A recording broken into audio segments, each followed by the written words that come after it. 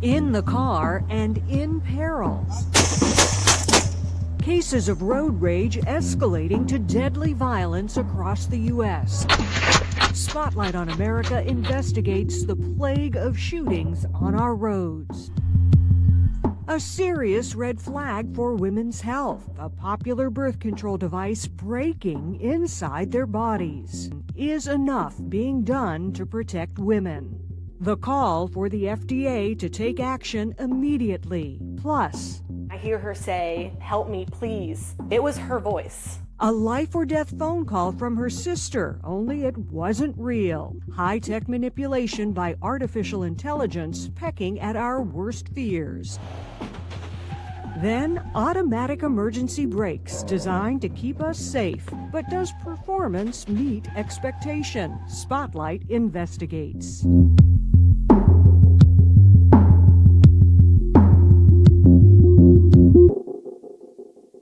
Hello and welcome to this Spotlight on America special. I'm National Investigative Correspondent Angie Moreski. We begin with a chilling trend playing out on our roads. Anger behind the wheel erupting in gunfire. Road rage shootings like that have been on the rise since 2018, with more than 550 people injured or killed last year alone. Now experts are tracking the trends to find out why it's happening and why location might be a factor. National Investigative Correspondent Lisa Fletcher reports, but first we want to warn you the footage in this report is disturbing. This is Delonte Hicks on the job as a tow truck driver, making his way down a Maryland highway. What was you saying? The exchange you're about to see ends in tragedy, and we warn viewers the sequence of events is disturbing. I ain't even see you, but we can fight about it. After inexplicably aggravating another driver, Hicks rolls down his window to hear what he has to say. Things appear to settle. Moments later, gunfire.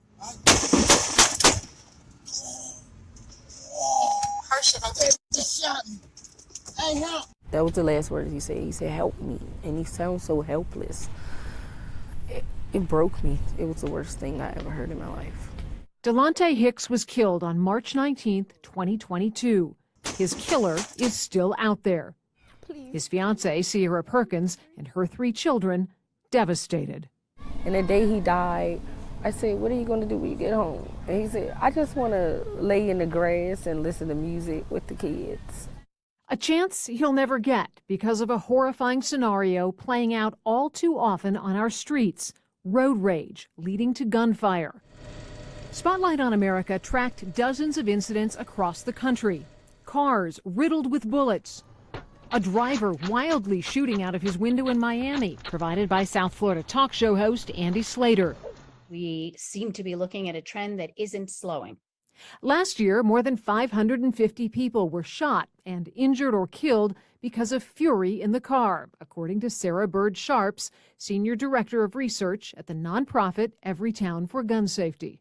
Aggressive driving happens in every country in the world, but only in the U.S. is someone shot and injured or killed on average every 16 hours in a road rage incident. Spotlight on America obtained the location of every known road rage incident involving a gun since 2014, revealing the cities with the highest rates of gunfire deaths and injuries.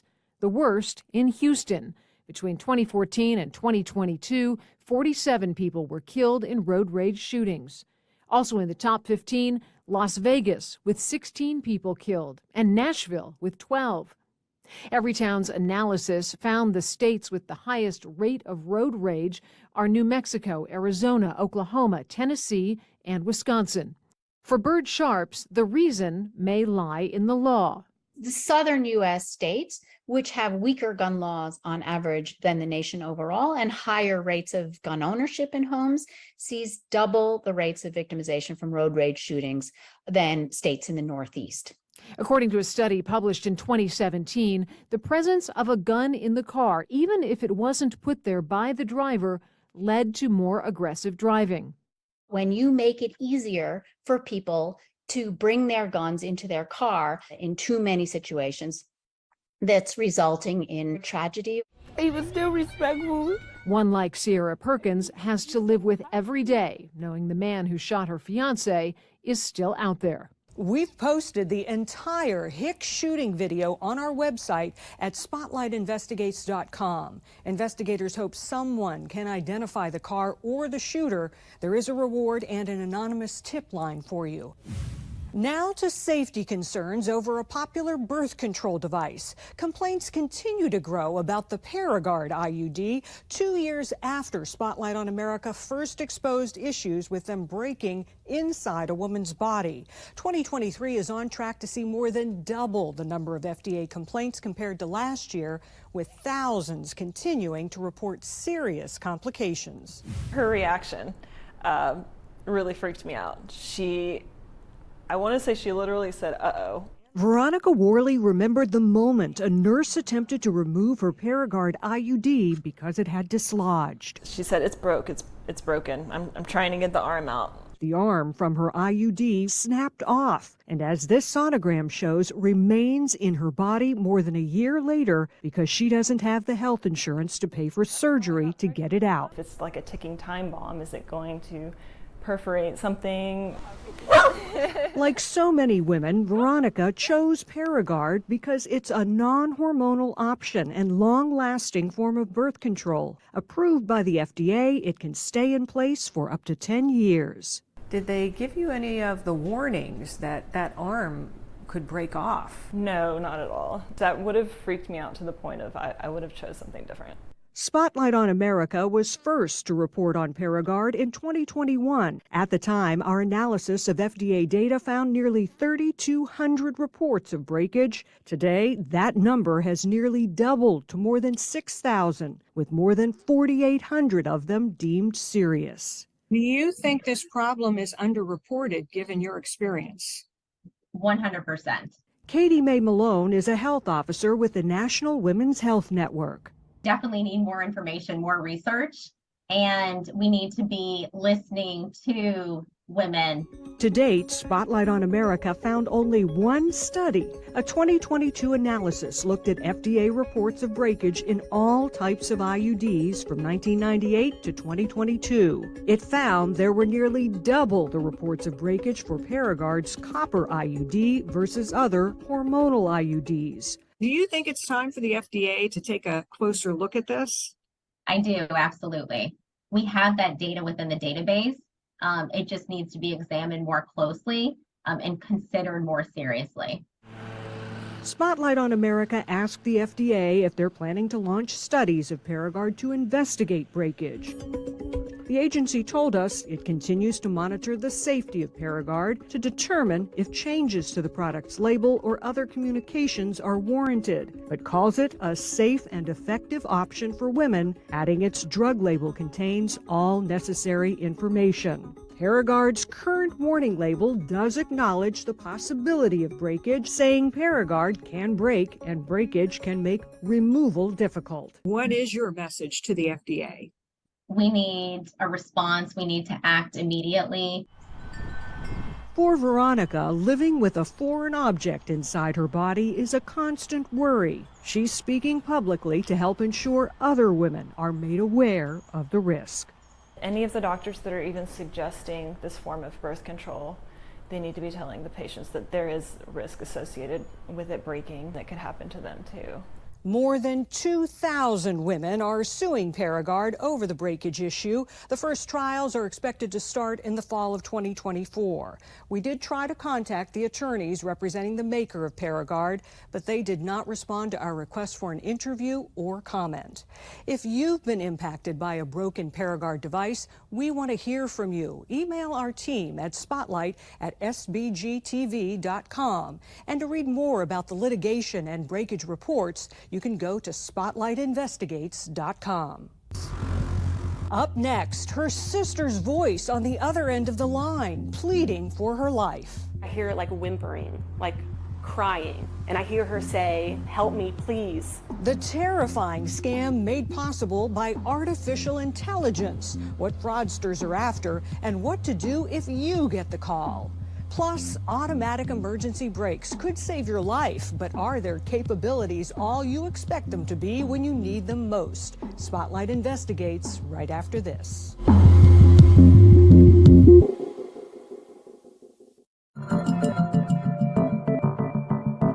Do you really know who's calling? It's an important question in the age of artificial intelligence, or AI. National investigative correspondent Dwayne Pullman reveals a frightening new scam where AI is allowing criminals to clone voices of loved ones to convince you to pay up. Dwayne tracks down a family traumatized by this new scam and reveals how they were held hostage to AI. For Olivia Koleski, September 30th was a typical Saturday at her home in South Carolina. It's a very normal day. Until her cell phone buzzed. Olivia's sister, Cassie, was calling, or so it appeared. Her name popped up, her picture popped up, just like it would when she would normally call. But there was nothing normal about this call. Immediately I hear like whimpering, like crying, and I hear her say, "Help me, please." It was her voice. 100%. I am sure it was her voice. It wasn't. Just ask Cassie. I did. Everything is okay. The call was coming from a cyber criminal who was using artificial intelligence, or AI, to turn an old scam into a new and very believable threat.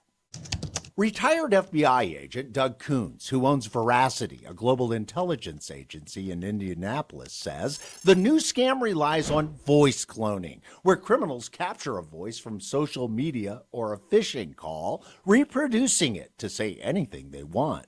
It's a whole new level with artificial intelligence. Criminals turning to this high-tech trickery, Coons says, are just beginning to strike. When you can't believe what you see and hear, where does that leave us? It leaves us in a very difficult spot. Which is exactly where Olivia was on that call that she believed was very real. So you were distraught? I was very distraught, but not even close to what I was about to be. A man's voice soon took over. He's like, "I'm not messing around. I've got a gun right now. I'm pointing it at your sister. If you hang up or call the police, I'm putting a bullet in her head." It quickly became clear the man wanted cash. He asked me if I had Cash App. That's a mobile payment service that allows you to easily transfer money. But Olivia didn't have that app. And when she tried to tell the man on the phone, he just kept getting angrier and angrier. Olivia offered to pay another way as she tried to text for help. And that's when she says the unthinkable happened. She hit the wrong button and hung up. When that happened, my heart sank because I immediately thought, I've just killed my sister. Olivia's older brother, Christopher, who lives in New Orleans, got the same call, and he too says the voice sounded exactly like his sister Cassie's, but he suspected it wasn't. I chose to hang up. It was one of those split-second moments where I hope to God I made the right choice. Christopher called his mom, Tina Dennis, who for a decade was a police officer and deputy in Ohio. This has victimized your family. It has. How can anything be safe? I don't know. Olivia dialed 911. This is the actual recording of her frantic call. Grable County 911. Oh my God, please help me, my sister just called and then a man got on the phone and said he's going to shoot her. At first, deputies responded to an abduction at gunpoint, but added scam to the official report after Cassie confirmed she was never a victim. Do you feel violated? Oh, yeah, 100%. A violation caused when criminals held this family hostage to AI. Even though this is a new and frightening threat, there are a few things you can do right now to protect yourself and your family. First, if you get a call from a family member pleading for help, text them at their number to ask if it's really them calling. Second, come up with a secret code word for your family members to use in case of an emergency. Now, the complications of quickly advancing technology in cars. Automakers are rushing to add futuristic features at a pace so fast, safety regulators can't keep up. Among them, automatic emergency braking systems, or AEBs, touted as a way to help prevent crashes. This spring, federal regulators took the first step to require AEBs in all cars. But as Lisa Fletcher reports, they won't be required to work in all situations, even when they're needed most. What you're about to see is a crash no one saw coming.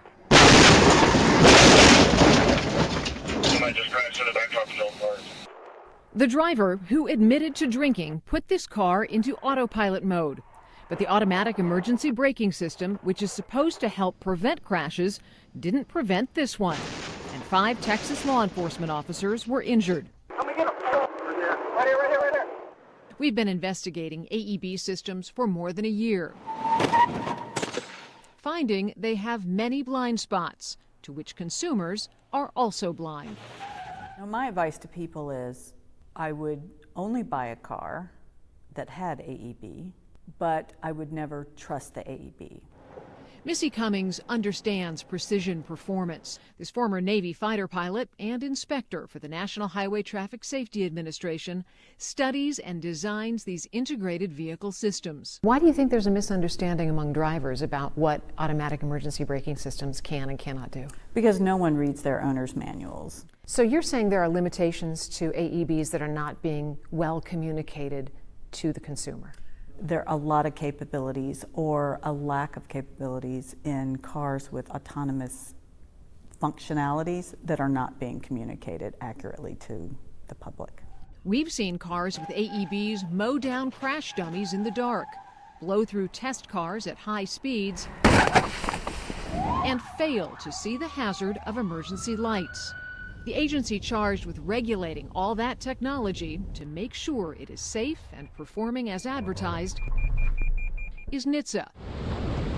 But with road deaths at a 20-year high, some argue the agency has taken its hands off the proverbial wheel. I think the federal government has not done its job. Kathy Chase is president of Advocates for Highway and Auto Safety. This spring, NHTSA took first steps to require AEBs in new cars, saying they will save hundreds of lives each year. But it's what's not being said that has Chase and others concerned. The agency should not be taking a victory lap until a comprehensive rule that protects all road users in all lighting conditions is issued. Absent from the agency's proposal, requirements that AEBs work in the dark to keep you from hitting another car at night, and that they can detect and avoid bicyclists and motorcycles. And in all 288 pages, there's no specific mention of AEBs being able to recognize emergency vehicles. The U.S. Department of Transportation always claims that safety is its North Star, what everyone is striving for, zero fatalities. Well, here's a really easy way to get this done. The technology already exists. All they have to do is issue a standard. Spotlight on America asked NHTSA why its proposed standards fail to address so many situations where AEBs are arguably needed most. The agency declined an interview, but told us that it is closely monitoring the development of technology for AEBs, and that flaws with testing scenarios prevent standards for tests with bicycles and motorcycles. How critical is it that they get this rulemaking right? It's life or death. Plain and simple. Right now, there is no timeline for NHTSA to implement the rulemaking requirements for AEBs. July 16, 1945, the atomic era officially began with the Trinity test in New Mexico. Decades later, its impact is still being felt. You have no doubt that all of this death and cancer in your own family is tied back to Trinity. None. There is no doubt. Next, the families fighting the U.S. government over nuclear fallout and why some say evidence proves it spread farther than ever acknowledged.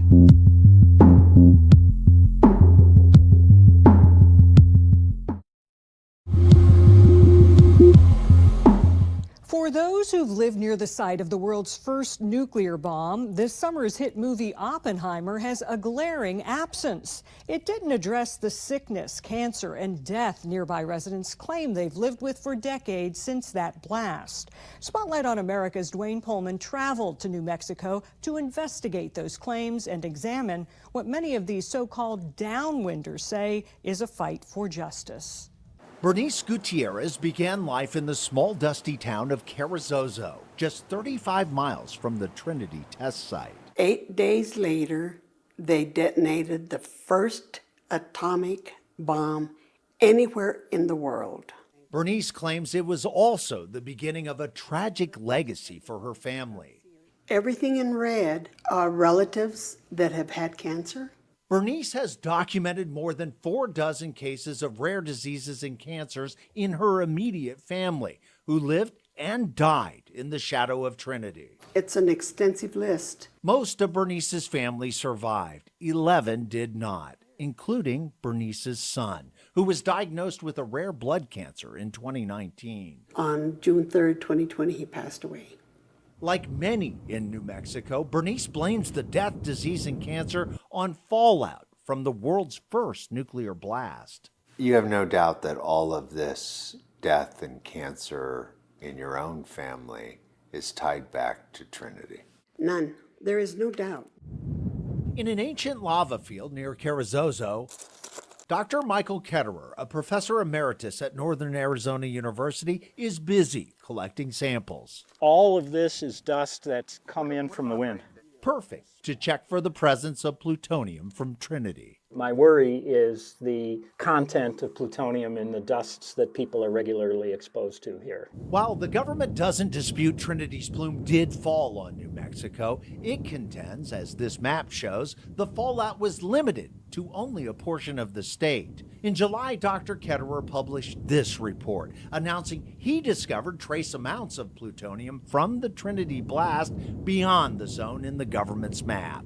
That to me says that the actual plume is much broader. You know, that's why More widespread. More widespread. From 1951 to 1958, 100 nuclear bombs were detonated in the skies over Nevada. Under the Radiation Exposure Compensation Act, or RECA, more than 25,000 people in Arizona, Nevada, and Utah have received more than $1.2 billion. The people of New Mexico were left out of RECA. Nothing. Absolutely nothing. No recognition, no acknowledgement, no assistance whatsoever. Tina Cordova, a cancer survivor who co-founded the Tularosa Basin Downwinders Consortium, has documented more than 1,000 cases of cancer that she says are connected to Trinity.